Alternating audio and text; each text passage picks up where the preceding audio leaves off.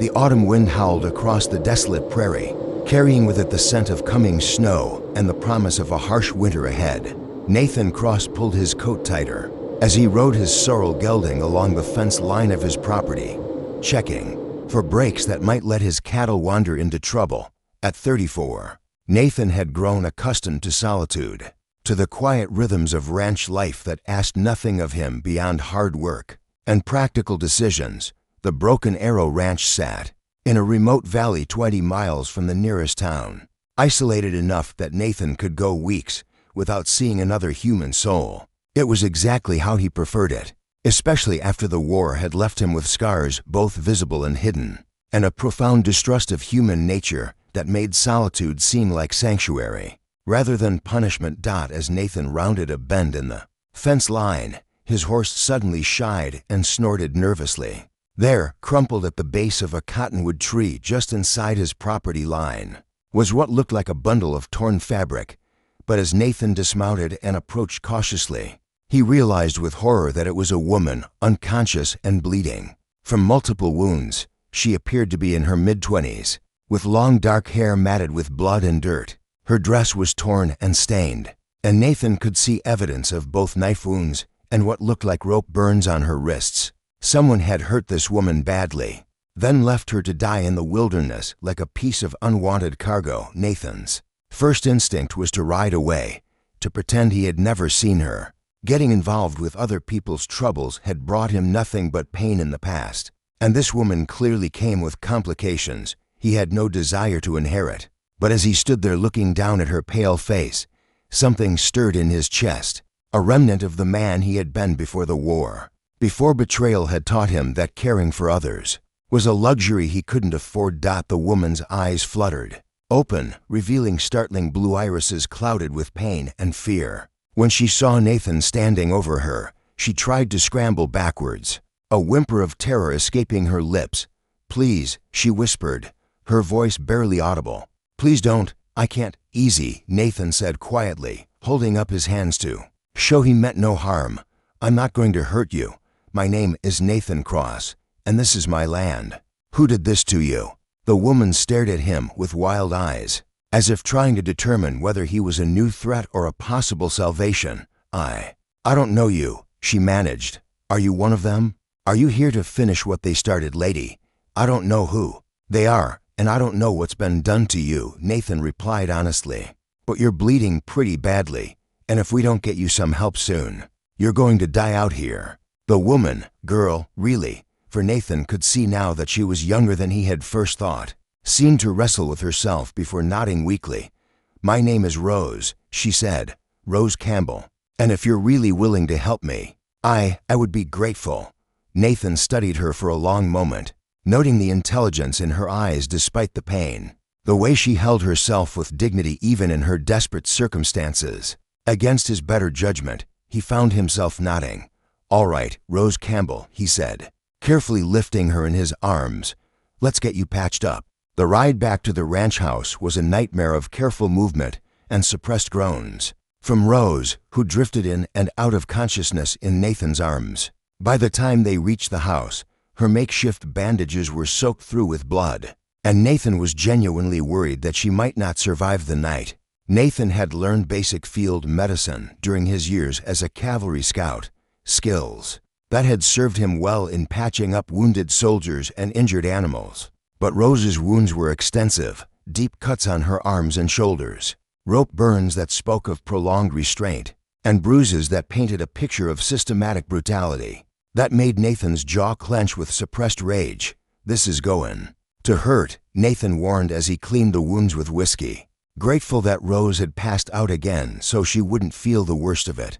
As he worked by lamplight in his kitchen, carefully stitching closed the deeper cuts, Nathan found himself wondering about Rose's story. The wounds were clearly inflicted by someone who had wanted to cause maximum pain, without killing her immediately.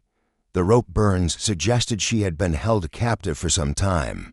But who was she, and why had someone wanted to hurt her so badly? More troubling was the question of why he cared. Nathan had spent years training himself not to get involved in other people's problems, not to let anyone get close enough to hurt him again. The last time he had tried to help someone, it had cost him everything that mattered. He should take Rose to town, leave her with the doctor, and wash his hands of whatever trouble she represented. But as Nathan looked down at her pale face, peaceful now in unconsciousness, he found he couldn't bring himself to abandon her. There was something about her that reminded him of a wounded animal he had once found as a child, a young deer caught in a trap, more afraid of humans than of death itself. Nathan's father had taught him to approach such creatures with patience and gentleness, to earn their trust slowly before attempting to help. Rose slept for 18 hours straight, her body fighting infection and exhaustion while Nathan kept watch from a chair beside the bed he had prepared for her in his spare room. He changed her bandages regularly, spooned broth between her lips when she was semi-conscious, and found himself studying her face as she slept. She was beautiful, though. Her beauty was currently masked by bruises and pallor, but it was more than her physical appearance that intrigued Nathan. It was the sense of strength he perceived beneath her fragile exterior, the way she had maintained her dignity even in her desperate circumstances.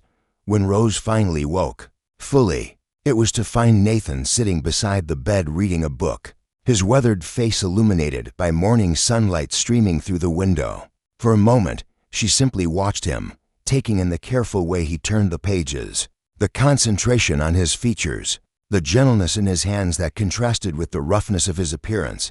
"You stayed," Rose said softly, and Nathan looked up with surprise. "You were pretty badly hurt," Nathan replied, setting down his book. "Someone needed to make sure you didn't take a turn for the worse during the night." "How are you feeling?" Rose took inventory of her body, wincing at the soreness but marveling at how much better she felt. "Alive," she said simply. "Thanks to you. I don't think I properly thanked you yesterday for saving my life." "No thanks necessary," Nathan said gruffly, uncomfortable with gratitude. Anyone would have done the same. Rose's expression grew sad. "No, Mr. Cross, not anyone. In fact, most people would have ridden past and pretended they hadn't seen anything.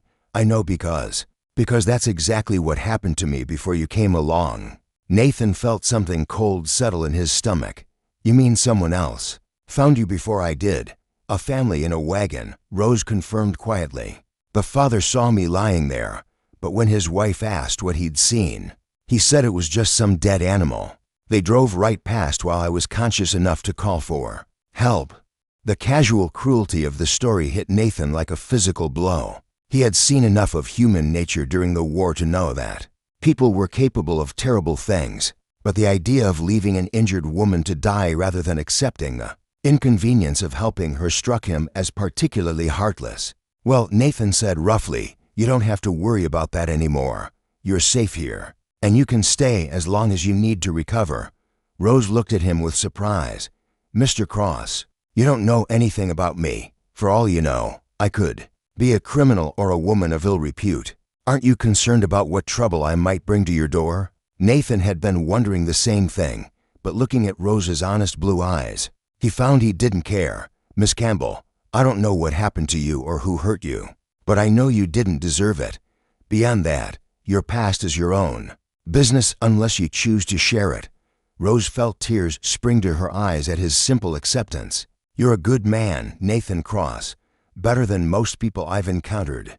"I wouldn't go that far," Nathan replied with a bitter smile, "but I try to do what's right when the choice is clear. And right now, what's right is making sure you heal properly before you have to face whatever is waiting for you out there." Over the following days, Rose's strength gradually returned under Nathan's careful care. He proved to be a surprisingly skilled nurse, changing her bandages with gentle efficiency, preparing nourishing meals to help her regain her strength, and maintaining a respectful distance that allowed her to feel safe while she recovered. But it was the small kindnesses that meant the most to Rose. The way Nathan knocked before entering her room, the careful attention he paid to her comfort, the books he left for her to read during the long hours of recovery. Most of all, it was his complete lack of questions about her past or expectations for her future that allowed her to begin healing emotionally as well as physically. "Nathan," Rose said one evening as he brought her dinner, "may I ask you something personal?" Nathan set down the tray and settled into the chair he had taken to occupying during her meals. "I suppose that's fair, considering you're staying in my house. Why do you live out here alone? A man like you. Surely there must be women who would be interested in sharing your life." Nathan's expression grew distant. "There was someone once, during the war. Her name was Margaret. And I thought we would have a future together when I came home. What happened? I came home changed," Nathan said quietly. "The war had taken something out of me, made me quieter, more suspicious of people's motives. Margaret said I wasn't the same man she had fallen in love with, and she was right. She married someone else while I was still trying to figure out how to be human again." Rose heard the pain beneath his matter-of-fact words. "I'm sorry. That must have been devastating." "It taught me that depending on other people is dangerous," Nathan replied. "Better to rely on yourself, to keep your expectations low, and to avoid getting too attached to anything you can't afford to lose." Rose understood that philosophy all too well. "Sometimes I think the people who hurt us teach us the most valuable lessons," she said softly. "Even if those lessons make us lonelier in the long run." Nathan looked at her with surprise, recognizing a kindred spirit in her words. "You sound like you speak from experience." "I do," Rose admitted, "though my education in human cruelty came more recently than yours." For a moment, they sat in comfortable silence, two wounded people who had found an unexpected understanding in each other. Nathan found himself wanting to ask about Rose's past, to understand what had brought her to his fence line bleeding and broken, but he respected her privacy too much to pry, and she seemed to appreciate his restraint. What Nathan didn't know was that Rose was wrestling with her own growing attachment to this quiet, careful man who had saved her life and asked for nothing in return. She could see the loneliness in his eyes, the way he held himself apart from emotional connection, and she recognized it because she felt the same way herself. But she also saw his kindness, his integrity, his capacity for gentleness despite the hardness life had carved into him, and for the first time since her world had fallen apart, Rose found herself wondering if it might be possible to trust someone again. The question was whether Nathan would be willing to take that risk with her, or whether his hard-won caution would keep them both safely isolated from the possibility of being hurt again. 3 weeks into Rose's recovery, Nathan was beginning to understand that having another person in his house was changing him in ways he hadn't anticipated. The quiet routine he had maintained for years was disrupted not just by Rose's physical presence, but by the subtle shift in atmosphere that came with caring for someone else. Rose had proven to be an ideal patient, grateful without being effusive, independent without being foolishly stubborn, and possessed of a quiet strength that Nathan found increasingly compelling. Her wounds were healing well under his careful attention, and she had regained enough strength to move around the house and help with light tasks. Despite his protests that she should rest, "I need to feel useful," Rose had explained when Nathan found her folding laundry in the kitchen. "Lying in bed all day makes me feel helpless, and I've had enough of feeling helpless to last a lifetime."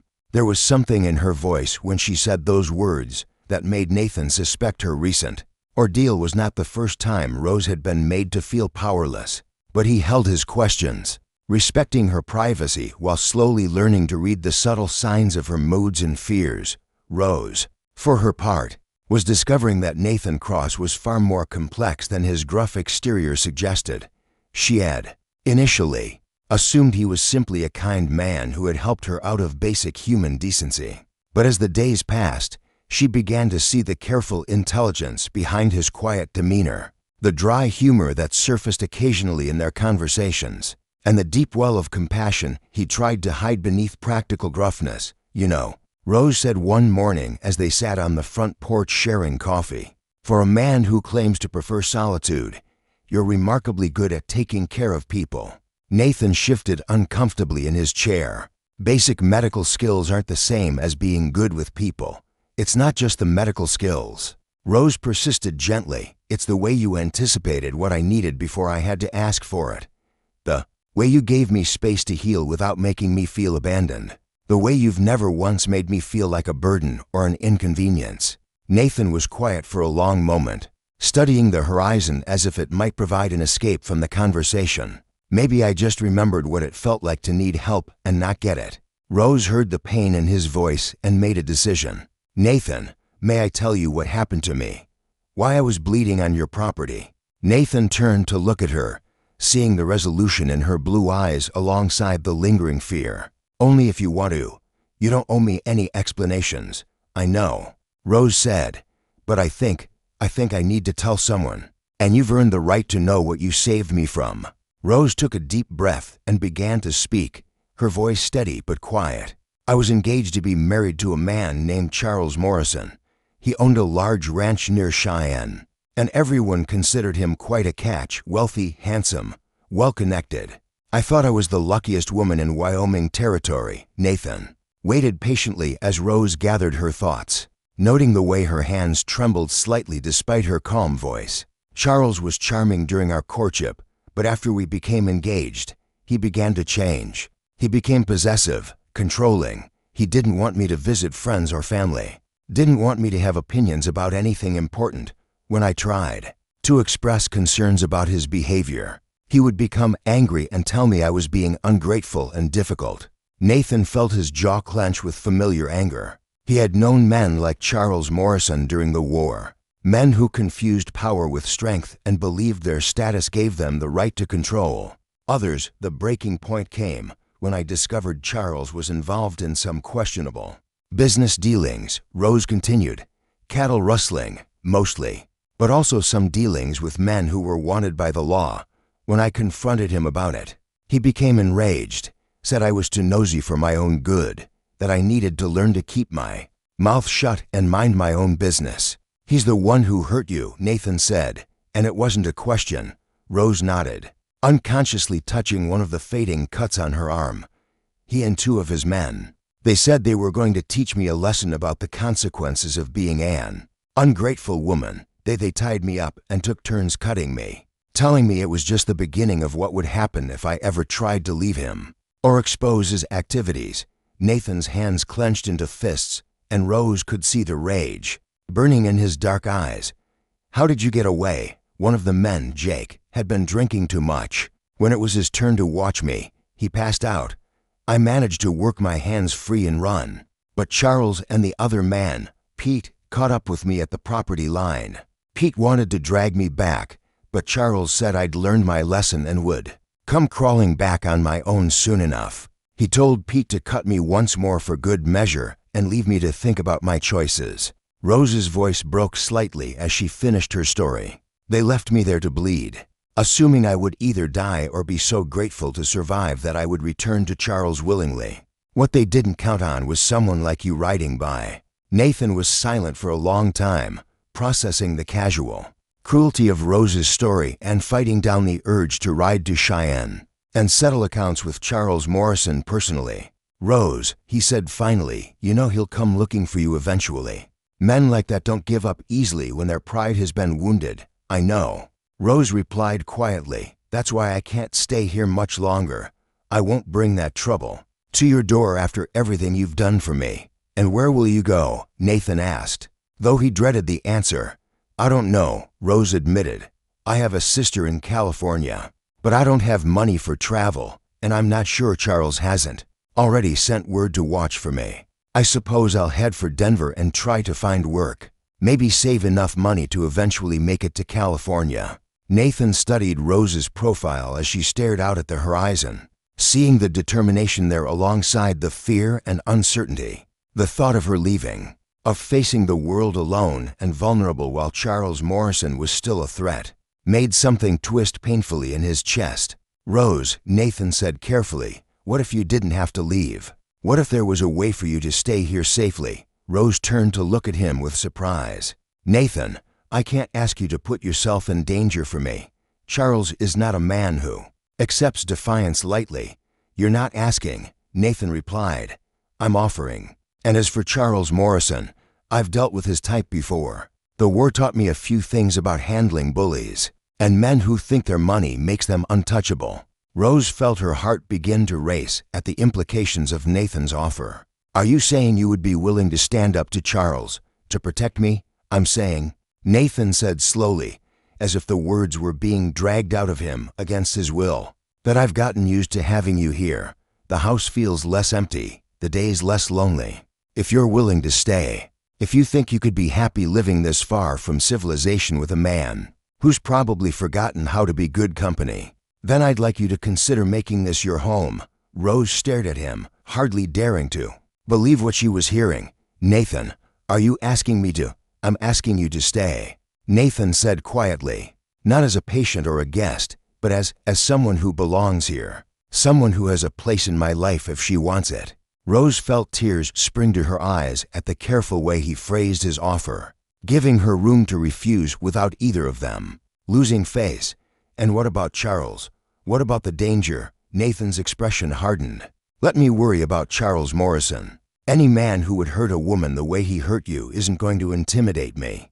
Rose studied Nathan's face, seeing the resolve there alongside something that might have been fear, not of Charles, but of the emotional risk he was taking by asking her to stay. This man who had sworn off human connection was offering her not just protection, but belonging. "Nathan," Rose said softly, "are you sure this is what you want? I come with complications, with dangers you never asked for. Your life was peaceful before I showed up bleeding on your property. My life was empty before you showed up." Nathan corrected her. "Peaceful, maybe, but empty." "Rose, I know this is sudden, and I know we haven't known each other long, but these past weeks, you've reminded me what it feels like to care about someone again, to have a reason to come home beyond just feeding the cattle and keeping the roof repaired." Rose felt her heart swell with emotion. "I care about you too, Nathan. More than I should, probably, considering how recently my world fell apart. But you've shown me kindness when I expected cruelty, gentleness when I was used to violence. You've made me feel human again." "Then stay," Nathan said simply. "Stay, and let me keep you safe. Let me show you that not all men are like Charles Morrison." Rose looked into Nathan's honest brown eyes and made a decision that would change both their lives forever. "Yes," she said quietly. "Yes, I'll stay. But Nathan, I need you to understand something I'm not ready for everything that staying might imply. I need time to heal, to learn to trust again." "I understand," Nathan replied. "We'll take things as slowly as you need. No pressure. No expectations beyond what you're comfortable with. Just give us a chance to see what we might build together." As they sat together on the porch, watching the sunset over the valley that would now be Rose's home, both of them marveled at how quickly their lives had changed. Nathan had found someone worth protecting, worth caring for despite the risks. Rose had found sanctuary with a man who saw her as more than a victim, who offered her partnership rather than ownership. Neither of them knew that Charles Morrison was already making plans to reclaim what he considered his property, or that their newfound happiness would soon be tested by the kind of violence that had driven Rose to Nathan's fence line in the first place. But for now, in the peaceful quiet of evening, they were content to sit together and imagine a future where healing was possible, where trust could be rebuilt, and where two wounded hearts might learn to beat as one. The letter arrived on a cold December morning, delivered by a nervous-looking young man who refused to stay for coffee and rode away as quickly as his horse could carry him. Nathan found it tucked under a rock on his front porch, his name written in an elegant script that somehow managed to convey menace despite its refinement. "Nathan," Rose called from the kitchen where she was preparing breakfast. "Who was that?" "I heard a horse but didn't see anyone." Nathan opened the letter, his expression growing darker with each line he read. The message was brief and to the point. Charles Morrison knew where Rose was, wanted her back, and was prepared to take her by force if necessary. He would arrive in 3 days with enough men to ensure compliance, and he suggested that Nathan save himself trouble by having Rose ready to leave voluntarily. "Nathan," Rose appeared in the doorway, concern evident in her voice. "What's wrong? You look like you've seen a ghost." Nathan handed her the letter without a word, watching her face pale as she read Charles's threats. When she finished, Rose sank into the nearest chair, the paper trembling in her hands. "He found me," she whispered. "I should have known he wouldn't give up. Charles doesn't accept losing anything he considers his."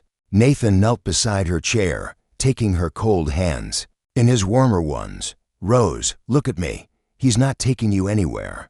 I meant what I said about protecting you. Nathan, you don't understand what kind of man Charles is, Rose said desperately. He has money, influence, and no conscience about using violence to get what he wants. He'll bring enough men to overwhelm you, and he won't hesitate to kill you. If you stand in his way, then we'd better make sure I'm not alone when he arrives. Nathan replied calmly. Over the next 2 days, Nathan sent messages to every ranch within 50 miles, calling in favors and old friendships forged during the war and the hard years of building their homesteads. He was surprised by how many men responded to his call, riding in with rifles and grim determination to stand against Charles Morrison's hired guns. Nathan, said Jim Patterson, the old rancher who had once saved Nathan's life during his darkest period. Most of us have heard stories about Morrison's methods. It's past time someone stood up to him. Tom Bradley, a former cavalry sergeant who had served under Nathan during the war, was more direct. Morrison thinks his money makes him untouchable, but money doesn't stop bullets. We'll show him what happens when he tries to intimidate decent people. By the morning of the 3rd day, Nathan had assembled a force of 15 men, all armed and positioned strategically around the ranch buildings. Rose had wanted to hide in the root cellar, but Nathan insisted she remain visible. If you're hiding, it gives Morrison the impression that we're afraid of him, Nathan explained. I want him to see you standing freely beside me, making your own choices about your life. When Charles Morrison arrived, he brought 12 men with him, all armed and clearly prepared for violence. Charles himself was exactly what Nathan had expected: tall, handsome, in a cold way, with the kind of arrogant bearing that came from a lifetime of having his will unopposed. He rode directly up to the front porch where Nathan and Rose waited, his pale eyes fixed on Rose with possessive fury. Well, well, Charles said, his cultured voice carrying clearly across the yard, the ungrateful little whore has found herself a protector. Rose, darling, I hope you've enjoyed your little adventure in rustic living. But it's time to come home. This is my home, Rose replied, her voice steady despite the fear Nathan could see in her eyes. I'm not going anywhere with you, Charles. Charles's expression darkened. Rose, you seem to be confused about your situation. You belong to me. We're engaged to be married, which gives me certain rights regarding your welfare and whereabouts. We were engaged, Rose corrected firmly. That engagement ended the moment you had your men tie me up and cut me for your entertainment. Charles glanced at Nathan with cold assessment. And you, Cross, I assume? I hope you've enjoyed sampling my property, but the game is over. Rose comes with me now, or things will become very unpleasant for everyone involved. Nathan stepped forward, his hand resting casually on his gun butt. Morrison, the only thing that's going to become unpleasant is what happens to you if you don't turn around and ride out of here. Rose is under my protection, and she's made her choice clear. Charles laughed, but there was no humor in the sound. Your protection? Cross, I brought 12 men with me. How many do you have? Enough, said a voice from the barn roof, where Tom Bradley had positioned himself with a rifle. In fact, Morrison, you're outnumbered and outgunned. Might want to consider your options carefully. Charles looked around and for the first time seemed to notice the rifle barrels pointing at him, and his men from various positions around the ranch. His confident expression faltered slightly as he realized he had walked into a trap. This is ridiculous, Charles snarled. Rose, for the last time, come with me now or I'll drag you back by your hair. Touch her, Nathan said quietly, and you'll be dead before you can draw your next breath. The tension in the yard was thick enough to cut with a knife. Charles's men were looking increasingly nervous as they realized they were surrounded by men who clearly knew how to handle their weapons. Several of them were already edging their horses backward, preparing to retreat. Charles, however, was too proud and too angry to back down gracefully. You think this is over, Cross? You think you can steal another man's woman and face no consequences? I have friends in high places, connections you can't imagine. I'll have the law down on you for kidnapping and theft. The law. Jim Patterson emerged from behind the water trough, his rifle trained on Charles. That's funny. Morrison, I happen to know that Marshal Thompson has been looking for evidence of your cattle rustling operation for months. I wonder what he'd say if someone were to provide him with witness testimony about your business practices." Charles's face went white with rage and fear. "You have no proof of anything." "We have Rose's testimony about what she witnessed," Nathan said calmly. "And I suspect that if the law starts investigating your operation seriously, they'll find all sorts of interesting evidence." The standoff continued for several tense minutes, with Charles clearly struggling between his desire to save face and his growing realization that he was in an impossible position. Finally, one of his hired guns spoke up. "Boss, maybe we should head back to town. This doesn't look like it's going our way." Charles's jaw worked furiously as he glared at Rose and Nathan. "This isn't over," he said finally. "You can't hide behind your friends forever, Rose. Sooner or later, you'll be alone. And when that happens, I'll be waiting." "No," Rose said, stepping forward with a courage that made Nathan's heart swell with pride. "It is over. Charles, I'm not your property. I never was, and I never will be. If you come near me again, I'll make sure every newspaper in the territory knows exactly what kind of man you really are." Charles's face twisted with fury, but he was outnumbered and outmaneuvered. With a vicious curse, he wheeled his horse around and rode away, his men following with obvious relief. After they were gone, the tension slowly drained from the yard as Nathan's supporters emerged from their hiding places. The crisis was over, but Nathan knew this was only a temporary victory. Men like Charles Morrison didn't give up easily, and they would have to remain vigilant. "Rose," Nathan said as they stood together on the porch, watching Charles's dust cloud disappear over the horizon. "Are you all right?" Rose turned to him with tears in her eyes, but they were tears of relief and gratitude rather than fear. "I can't believe you did that. I can't believe all those men came to help someone they barely know."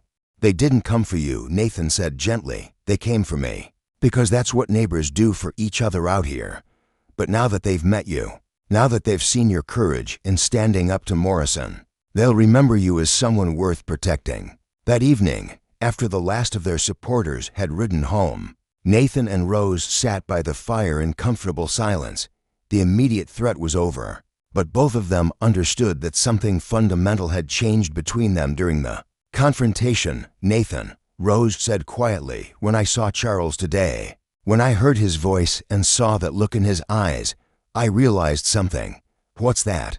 "I'm not afraid anymore," Rose said, turning to look at him. "Not of Charles, not of being alone, not of trusting someone again. You've shown me what real strength looks like, what real protection means. It's not about owning someone or controlling them.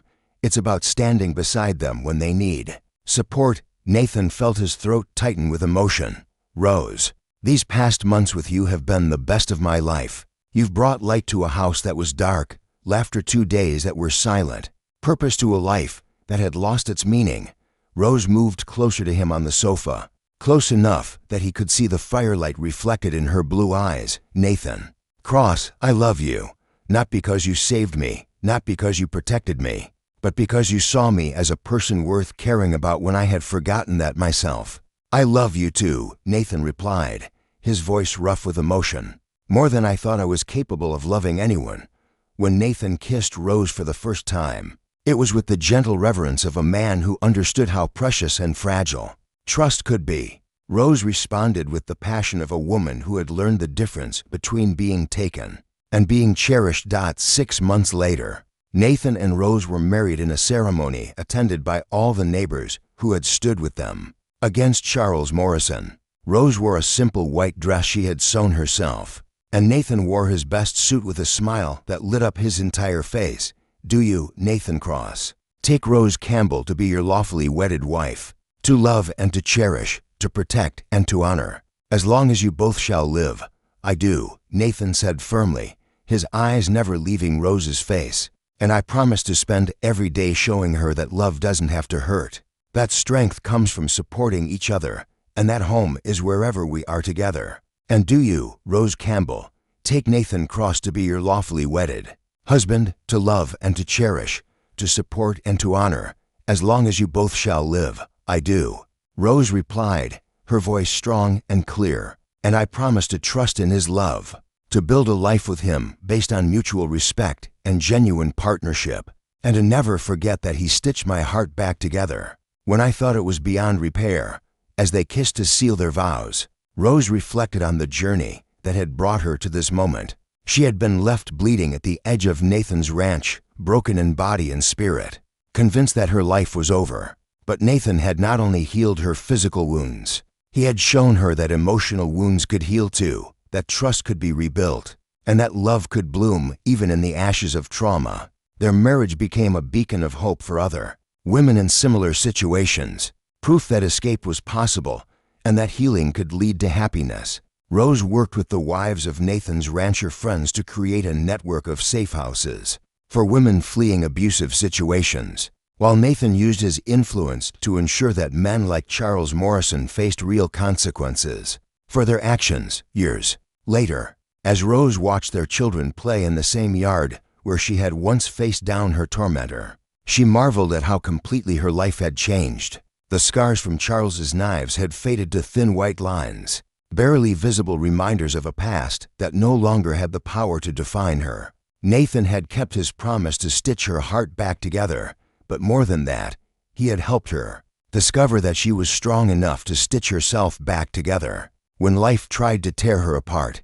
Together, they had built something beautiful from the broken pieces of their separate pasts, proving that sometimes the most profound healing comes not from forgetting the wounds, but from learning to see them as evidence of survival rather than signs of damage. In Nathan's arms, surrounded by the love they had built together and the family they had created, Rose understood that being left bleeding at the edge of his ranch had not been the end of her story. It had been the beginning of the most beautiful chapter of her life. The lonely rancher who had found her broken and bleeding had indeed stitched her heart back together, but in doing so, he had also mended his own. They had saved each other, not through grand gestures or dramatic rescues, but through the quiet daily choice to see past the scars to the strength beneath, to choose love over fear, and to build a future together that honored both their wounds and their healing. As the sun set over their valley, painting the sky in shades of gold and crimson, Rose leaned against Nathan's shoulder and whispered the words that had become their evening ritual. "Thank you for seeing me when I couldn't see myself." "Thank you," Nathan replied, pressing a kiss to the top of her head, "for teaching me that a heart can be broken and still learn to love again." Together, they watched their children chase fireflies in the gathering darkness, living proof that sometimes the most beautiful families are born not from perfection, but from the courage to heal together, to trust again, and to believe that love really can conquer all, one careful stitch at a time.